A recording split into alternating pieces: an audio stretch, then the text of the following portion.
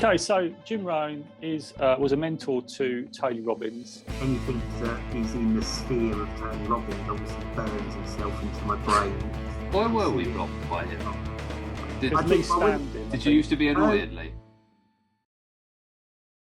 InspirationNation, hello, Lee Kemp here for another week on the podcast, as always with Ryan Boniface and Joe Noya. How are we doing this week, guys? Yeah, good, thank you, Lee. Good, thanks, Lee. They're good. Glad to hear it. Thanks everyone out there. So we're available on all podcast platforms, YouTube as well. Normally on TikTok, we're giving that a miss this week, but most weeks you can catch us on TikTok. Just search for Joe, and you get notifications when we go live. And of course, you can follow us over on Twitter at ListenToIN, ListenToIN. Right, I think, if I'm right, Joe, is it your conversation this week? Yep, it is. What have you got for us? So today I am going to read a passage from the legendary Jim Rohn, who was a mentor to Tony Robbins. Tony Robbins. Boom. Is he still blocked you?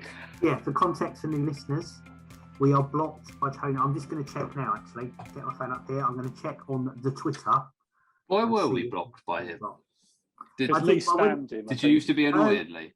Early on, I would tag people when I was building up our Twitter following to get more views, which is a technique that I learned from the Google web.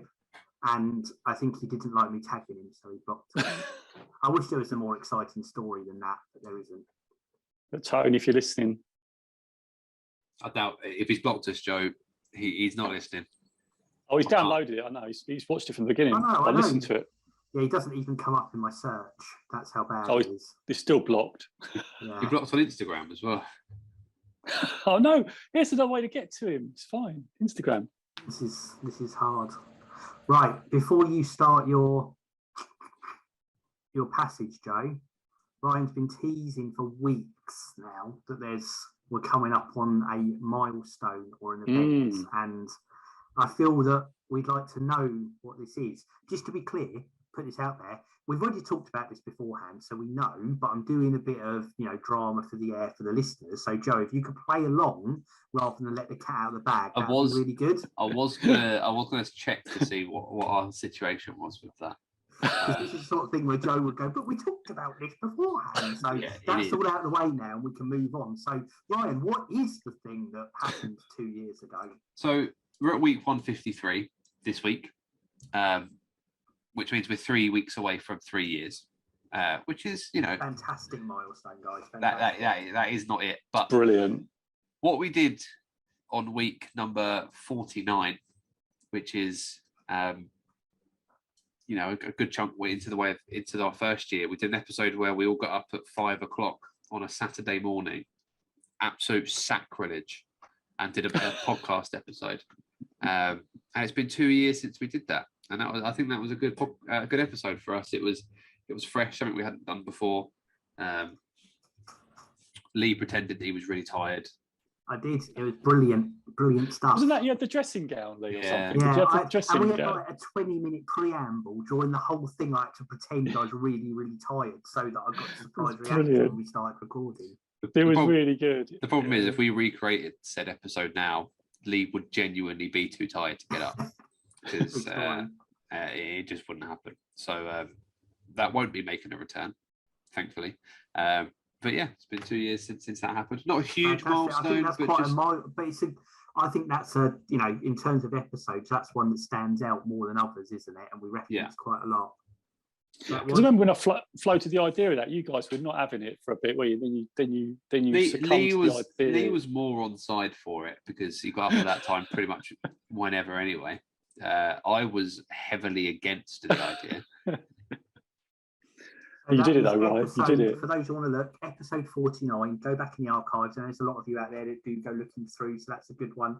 Episode 49 out on February the 16th, 2020, and actually it's got quite a high number of listens compared to some of the shows around it, so it's obviously a popular one. So get in, listen to that, let us know what you think if you do listen to it at ListenToIN, Listen TOIN. Good bit of keeping an eye on the history there, Ryan, as well. I like that.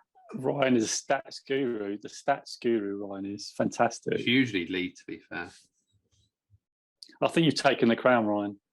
Right, I think you've taken the crown. let's not get carried away. Right. Anyway, Joe, back onto your content.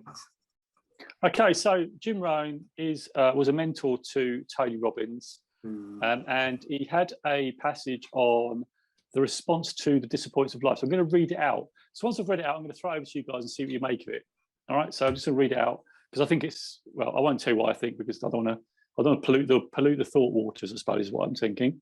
So I'm going to read it out. So here we go. Let's face it, people and events are going to continue to both hurt and disappoint you. Among the people will be those you most love, as well as those you least know. Seldom is it their intent to purposely hurt you, but rather a variety of situations, mostly beyond your control, will cause them to act, speak, or think in ways which can have an adverse effect upon you, your present feelings and emotions, and the way your life upholds. It has been this way through 6,000 years of recorded history, and your hurt or grief is not the first time a human has been deeply hurt by the inappropriate actions of another. The only way to avoid being touched by life, the good as well as the bad, is to withdraw from society, and even then you'll be disappointing yourself, and your imagine about what is going on out there will haunt you and hurt you.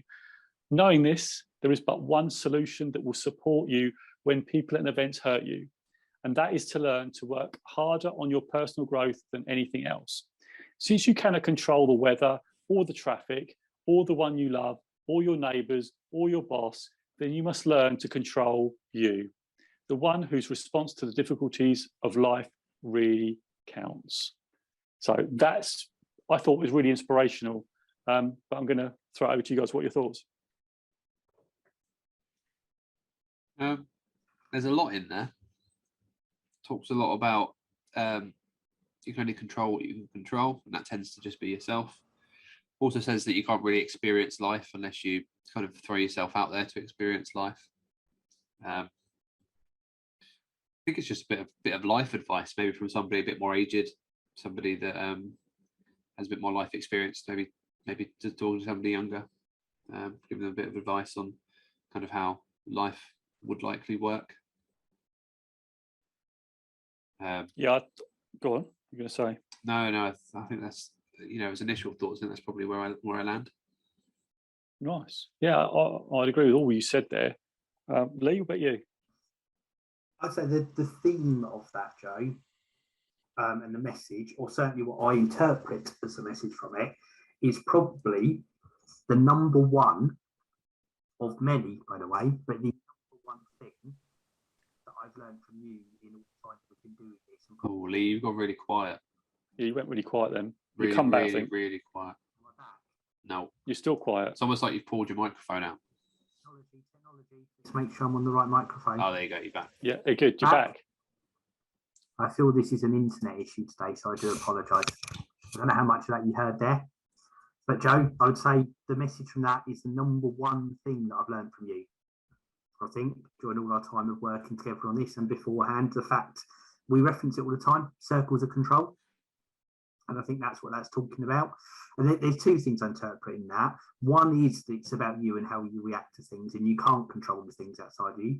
And I don't think that's a concept I was aware of. I think I would get frustrated with things outside of my control. Still happens now. It happens, as much as you're good and on a path, these things slip in. But I think I'm certainly a lot more conscious, and I do it a lot less than I ever would have in terms of that external thing. And I focus on me and how I react and what I can do. Which is, having lived both those things, is a great thing to be doing, and dealing with my responses and my reactions. But I guess the other thing in there that's message as well is you can't avoid it. You can't plan to avoid every bad thing that could ever happen. It is going to happen. If your bar of success, if you like, is that nothing ever goes wrong to you, then you're setting yourself up for failure straight away. You've got to, you don't just run head on into them, but everything you try and do, things will happen that are outside your control, that aren't ideal. You will make mistakes, whatever that is. And it's about how dealing with them and moving forward, rather than the disappointment of always trying to avoid them or languishing on them too much. And I'd say in terms of things that I think for my own personal development over, the last 10 years or so, I would say that improving those two things are probably two of the core things about my own personal development and how I deal with things, how I've been successful in what I've done, and how I probably feel a lot happier about the world now than I did 10 years ago. Yeah, lovely response. Yeah, and I agree with both of you on this point. I think it's really weird because I wrote this. I mean, I tend to sort of come up with ideas, and I wasn't sure whether, I don't know when I was saying, not sure whether we covered it before, and so I'm glad you haven't heard it before, because I thought I'd read it, but maybe I've read it and thought, oh, I've read it and now I'm reading it again. Or you might have referenced it slightly in passing when we talk about other things, but I don't think I don't remember hearing that passage. Obviously, the message we've talked about, but not heard it articulated in that way. And anything that is in the sphere of Tony Robbins obviously burns itself into my brain. Yeah, I mean, the thing I loved about this is that it doesn't, like you said, you can't avoid it. And I think a lot of us tend to try and avoid things. And I'm not sure whether I'm avoiding things at the moment because of the things that I'm feeling at the minute. And when I've read that, I thought this is quite apt to go, events are going to continue to both hurt and disappoint you. So at the minute, so it's, that event that's hurt me. And and it's, I'm not sure how I'm responding to it at the moment. I'm actually just going with life at the moment, which is really interesting. But I just feel a need just to go with it for the moment. And it's really strange. What I really noticed about this is that the thing that must continue is this, that I think this is a great thing that we're doing. And when Ryan, referenced the 5 a.m. and how long we were doing it, and banging on about personal development, personal growth, I thought this is actually quite an apt thing to be talking about. And the passage talks about from withdrawing. The only way you can, avoid it is be withdrawn from society. But then you just almost create that cage of not doing anything, because if you try anything, like you said, Lee, it doesn't matter how successful it is, there is always going to be some form of disappointment, some form of someone saying something, doing something that's going to punch a hole in it, and it's how we respond to that. And and sometimes you feel a bit angry, you feel a bit, I should have done more. Like at the minute, I'm experiencing things of regret. I've been experiencing regret with things about my mum and stuff like that. And I'm thinking, but then I try and say, well, okay, what they want. So it's all those types of things really. And I'm not sure how I'm responding at the moment, which is really weird. But it says here, doesn't it? The one whose response to the difficulties of life really counts. So it is really how we respond rather than reacting to the things. I really enjoyed this, and I'm just thinking it's something that maybe we can, our listeners can just replay that and even search for it on the internet. It's all on the internet. But I just thought that passage is just very inspirational to say, don't build your own cage. Go out there, try things, and think that life's going to kick you in the balls, and it's going to punch you in the face. It's just how you get back up from that. I really enjoyed it, and I read it, and I thought, it's all about, we're quite emotional, and we can sometimes withdraw, and it's okay sometimes to withdraw. It just depends on where you are. So anyway, that's what I was going to say. But anything else that comes out of that for both Ryan and you, Lee? So I suppose question back at you, you're comfortable talking about it, Joe, but where are you on the reacting, responding in terms of kind of your own internal feelings and monologue at the moment? Well, where am I? I feel a little bit just very just going with it, just going like, I've been just doing things that I really, I suppose, enjoy. I've been trying to get into some content, but I'm starting to feel a pull back to get back, but I just don't feel it strong enough yet. And I'm a bit worried that I'm never going to feel that again, which is really a little bit worrying. And I don't know why. I feel that tomorrow, actually, I've got a meeting with Mark Drager, and I don't know how I'm going to respond to it, actually. I don't know. If you ask me, what are you going to be doing? I don't know. Got no idea what I'm going to be doing.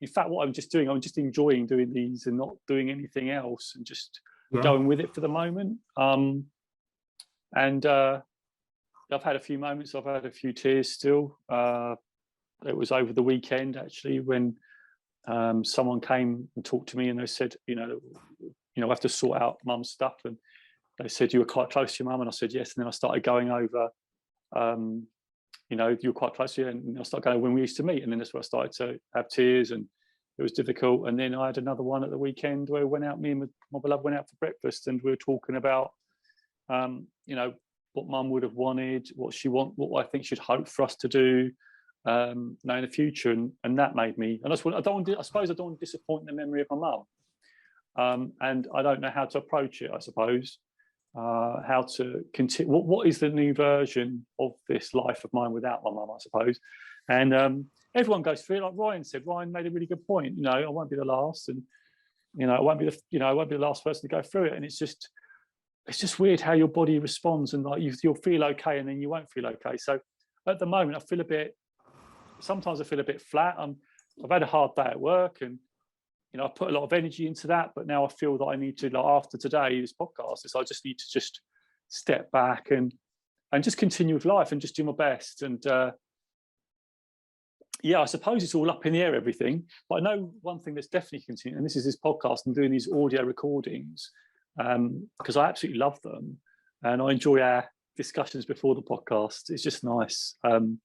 And the fact that it would be, all those years that we've done it, 3 years, is pretty cool. I love that, and that we've stuck with it all these years. So long may that continue, because I think this is such an important thing, and especially, like you said, Lee, about the subject that we're talking about, grief and loss, about loved ones. And I was speaking to my wife the other day, and this made me sad, is that I might have to face this. I don't know if I could face another one, but I know people will face it again. Mum, your dad, you could lose, your wife, your partner.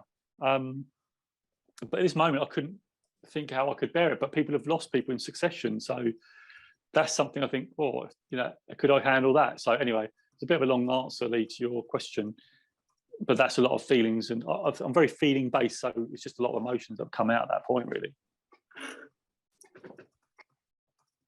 Thank you for sharing, Joe. Obviously, you don't have to when we do this, but it's good to hear how you're doing with that. And I think, like you said, it's obviously everything you're feeling right now is part of what's made that message, the passage you read at the start, more meaningful for you. And it's good to get your understanding, your context. And there's something you shared, or you said to me way back at the start of COVID. We talked about this in the last episode.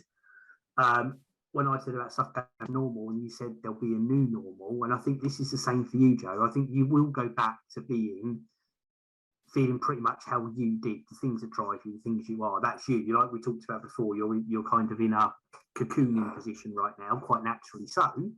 But there'll be little bits you take from this experience that enhance the person you were before this, and you'll come out better and stronger from that. But it will be this evolved thing, as you said to me. There's never any going back. That doesn't mean all those things won't come back, but they'll come back with a different lens and everything on it. And I know that's where you'll be. Yeah, I know you said something about, was it you? I don't know. I think it's one of my colleagues actually said, I think I'm actually going to be a better version. They can just see me coming out and crushing things. And at the minute, I just can't see that yet. And I've said yet because there could be something in that, because I think, like you say, you do come out stronger, but it's just, at the minute, it's just hard to see that. And at the minute, we had Valentine's night last night. It was Valentine's night, wasn't it? And literally, I just enjoyed myself. I had a glass of wine, a couple of cream cakes. Somebody went mad. But literally, there's an emotional need there, and I can sense it. I know logically I shouldn't really be indulging, but I just felt, right, I'm just going to go for it. And I felt, oh, I just did that. And but I just think it's where I am, and taking that. And tonight's going to be a normal night. But interesting stuff though, and it's really interesting to be in the vortex of it. And like you guys can probably see certain things that you don't see when you're emotionally involved in things. But yeah, thanks, Lee. Appreciate the question. Appreciate the answer, Joe. I think kind of going back to what you said at the start, and circles of control and things like that. And I think in a lot of scenarios, including yours, Joe, I think it's appropriate to be selfish. I think that kind of allows you to heal in the way that you need to from such scenarios. So I think a lot of people judge others that are quite selfish for being selfish, basically, but they don't consider the reasons why. I think those things are important. So be true to yourself, which is what you have been, and kind of take the time that you need to. I think that's totally fair. Yeah, that thing, the whole thing about a selfish thing, and I've said that before. You always got to put yourself first, haven't you? In terms of if you want to help, whatever, you've got to be in a good space first. It's like the mask in the plane, isn't it? We think we talked about it before, where the plane's crashing, you got to put your mask on yourself to help other people. So, yeah, I think I'm in a stage of healing. When I think about it, and it's not been long. Really, it's not been long in a state of how long ago it was. So, and I suppose I don't want to jump in too fast because I could hit something I've not dealt with, and I suppose a little bit of fear around that if I jump in too quickly back into my old routine. But Ryan, you really got some wise words there about, because I don't like that word selfish. I really don't like it. But you're absolutely right. It is. You do need to have that you time, and I think that's something that I've not. I think that's something that I have struggled with in the past, where I've not done that. So I'm trying that hat on a little bit to just get myself in a good emotion. I'm okay emotion. I'm not like crying all the time, but I just feel there's some more things to get out first for me. So thank you, Ryan. I really appreciate those words, because I have a lot of negative attachments of the word selfish, but there is times when you have to think of yourself to get yourself in a good position to be able to go forward. So no, I totally really think that's some wise words. Thanks there, Ryan. That's why I love this podcast. That's why I love it. Ryan, obviously you've got a view on it. When you say the word selfish, Ryan or Lee, what comes to mind for you? Like, how do you view that word, and how do you approach it? Depends on the context, isn't it? I think.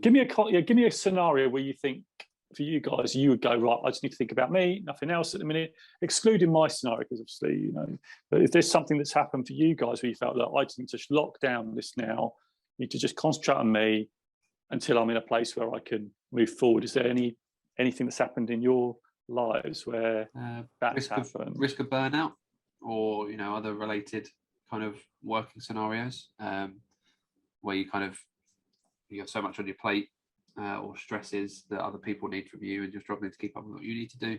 And that's okay to be selfish. I think if a particular time of year is difficult for you for whatever reason, then it's okay to be selfish, in that time. As long as it doesn't become a personality trait, it isn't something that you exhibit evidence of repeatedly, then I don't think there's anything wrong with it.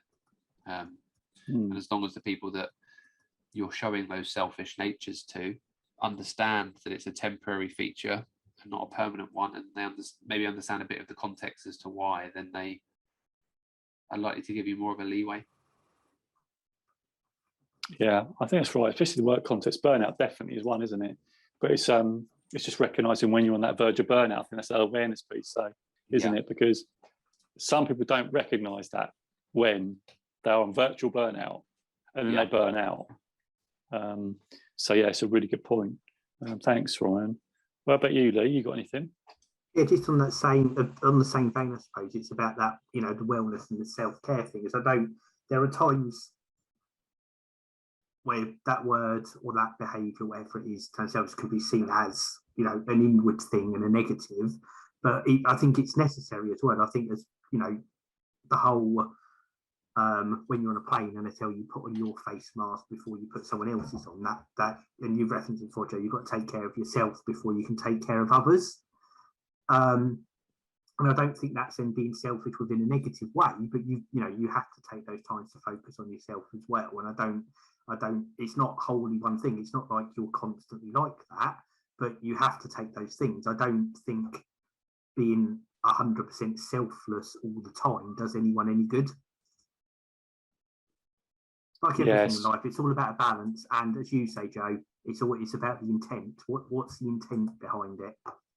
Yeah, intention. Yeah, so if you intend to get better, you can help other people. No, I totally like that. Yeah, I mean, I do think that as well. Yeah, and it's just good to reflect on that. So I think I'll probably ask our listeners to reflect on that, really. and let us know about what they think about it, because that word can have very negative connotations, I suppose.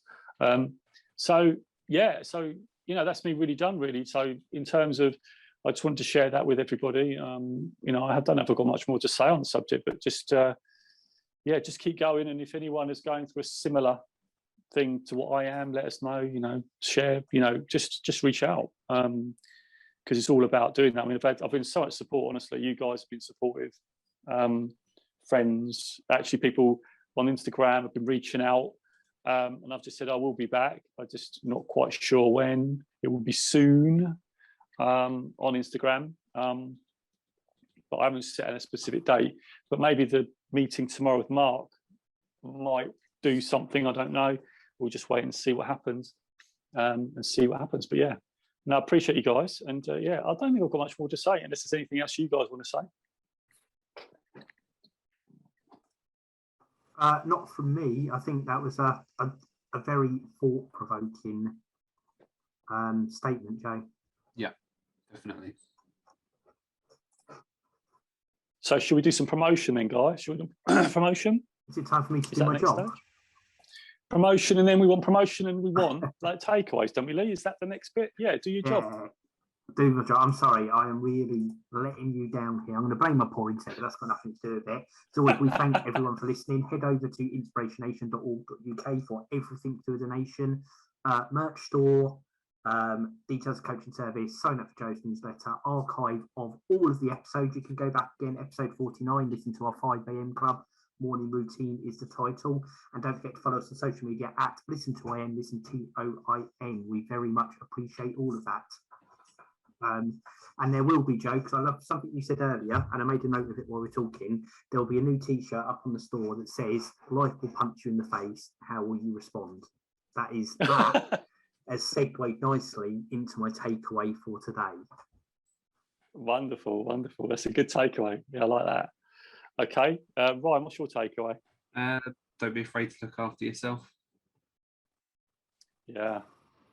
And I think I'm following on from you, Ryan. It's okay to be selfish, depending on and also drawing from the intention, depending on your intention. The intention of the serve, you still got to look after yourself. That's mine. It's been really useful. Thanks, guys. I really appreciate it. I really do. Thank you. I enjoyed that. Thanks, guys. Good. Lee, you going to wrap us up? Indeed, I am. All that's left for me to do is count us down. We will be back next week. Appreciate everyone out there listening. Again, at listen to IN, listen to TOIN, tell friends, tell family, leave a 5-star review. 3, 2, 1, Inspiration Nation. Catch you guys later. So I want to know now, what's your biggest takeaway? Don't forget to hashtag it with Inspiration Nation in the comments below, and make sure you commit to action.